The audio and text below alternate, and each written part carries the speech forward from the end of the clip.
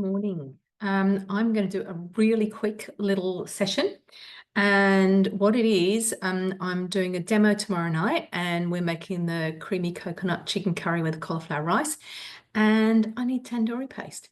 And what I do with my tandoori paste after I've made it, I freeze it in 100-gram containers. It's 90 grams for the recipe, but that's, 10 grams is neither here nor there. And when I've just got little containers, I pull out, defrost when I need it. But it is the simplest recipe. There are a few ingredients, but once you start using your Thermomix, you get used to having a pantry that's the single ingredient pantry, as Cindy O'Meara from Changing Habits would say. So you're not buying stuff ready-made, you're making it all from scratch. So here we go, tandoori paste. You can see that okay? Yeah. All right. Okay, so on this plate, pop this down here. I'll show you. We've got coriander seeds. We've got cumin seeds. A bit hard to show you, but here we go. Cumin seeds. We have the black cardamom pods. We have the cloves, which are lurking down here next to the salt. We have the Kashmiri chili powder. We have the turmeric. We have the cinnamon. And we have the salt.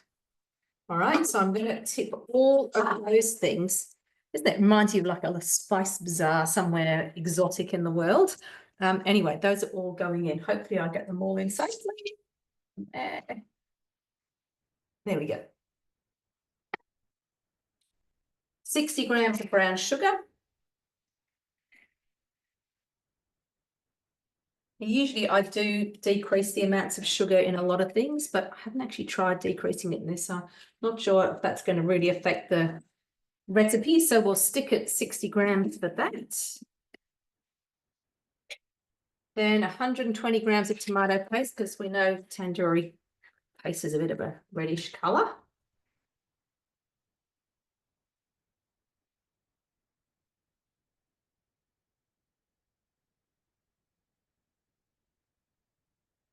Okay. Then it says 120 grams of garlic paste and seed tips.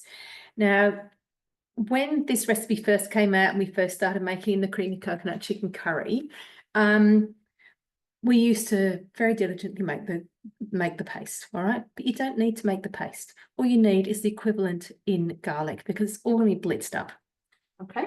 So in here, they're actually frozen garlic cloves, so I may need to do it a little bit longer than the recipe says.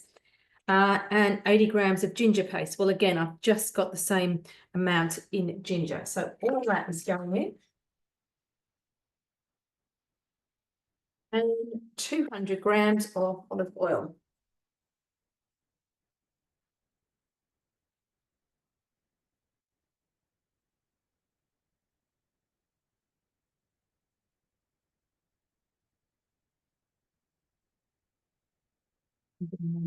That's enough.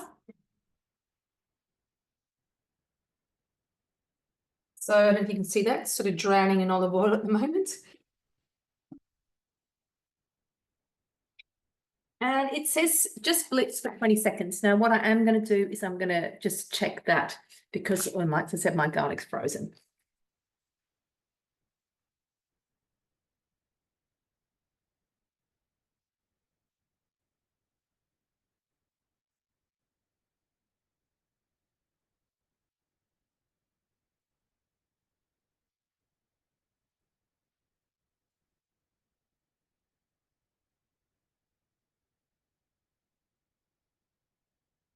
Transfer into sealable sterilized jar.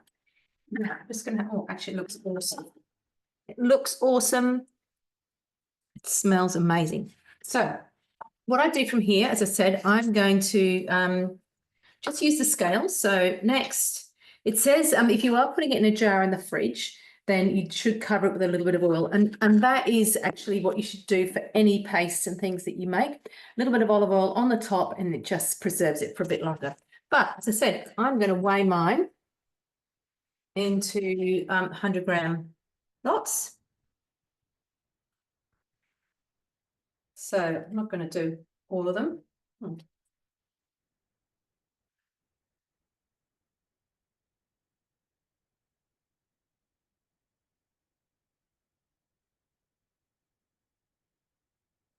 There we go.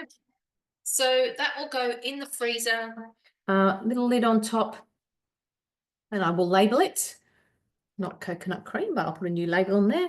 And honestly, it can stay in there for, I think it says you can freeze it for 3 months. And they actually suggest freezing it in ice cubes, but I figure, right, if I don't know much an ice cube weighs of tandoori paste, so I'll do it on this. I've weighed it. I know it's exactly what I need.